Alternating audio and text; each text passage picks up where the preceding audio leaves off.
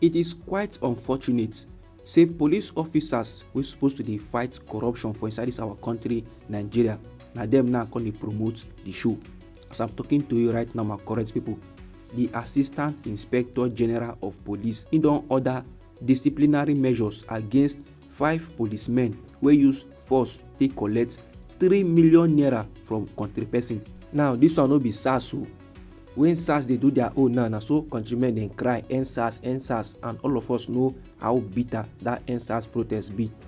Now policemen don dey adopt the behaviour of SARS wey we cry that time say make dem end. Now make we begin dey cry end police, abi na which level? I still bring another interesting informate for you, my correct people. The koko be say one countryman wey be Fayose, he don dey throw advice to our president wey be Bola Ahmed Tinubu, say make him give Mazi Nnamdi Kanu contract to solve insecurity for inside the southeast. And he comes dey yarn dey give our president say if he release Mazi Nnamdi Kanu, the southeast people feel like am and they fit vote for am next time. No be small koko, my correct people. Now before I give you the full details of this informate, of this headline wey I just tama you so, I wan welcome you back to Anointed Lady TV. You know say na we dey bring the ogbonge and legitimate information on the things and things wey dey happen for inside this our country Nigeria.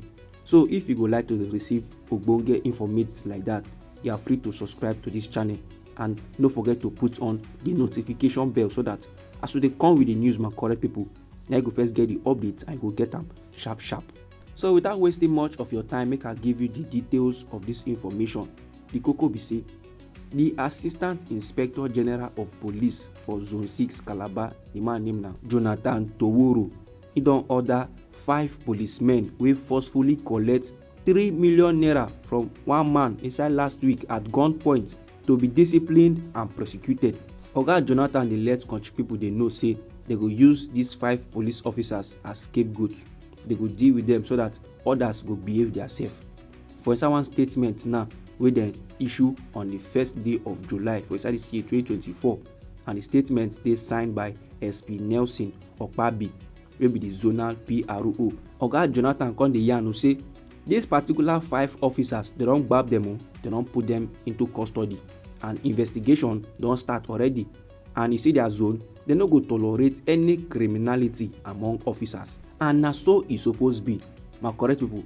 You know say tori be don still come up o say the police officers wey dey attached to the zone while dem dey on patrol along Ikom to Calabar highway, country people dey complain o say the police officers dey indulge in corrupt practices and unprofessional conduct o. Before dem gbab these 5 police officers wey use gunpoint take collect 3 million naira from countryman, some motorists and highway users don dey complain already of intimidation and extortion by policemen. Just imagine that kind of level. Country people go come dey lay complain of wetin police officers dey do them for road. I know say corruption dey for inside this our country Nigeria, but e get some kind angle wey be say you no go just expect say the corruption go just come from, because see police officers, they are mandated to fight crime. As in, their duty na to fight crime, na to fight corruption for the country Nigeria. So it is quite unfortunate and it's very painful for police officers wey supposed to dey fight crime, wey supposed to dey preserve law and order for the country Nigeria. Na same police officers na go come dey disrupt law and order. E no make sense. Now for inside one statement, the Assistant Inspector General of Police for Zone 6 Headquarters Calabar, the man no smile at all about the unprofessional conduct of the policemen wey they alleged to have abducted and fraudulently, as in use forceful means, remove 3 million naira from an individual inside last week. The AIG now can order a high-powered investigation into the matter to uncover the facts behind the allegations for an informed disciplinary measure to be taken.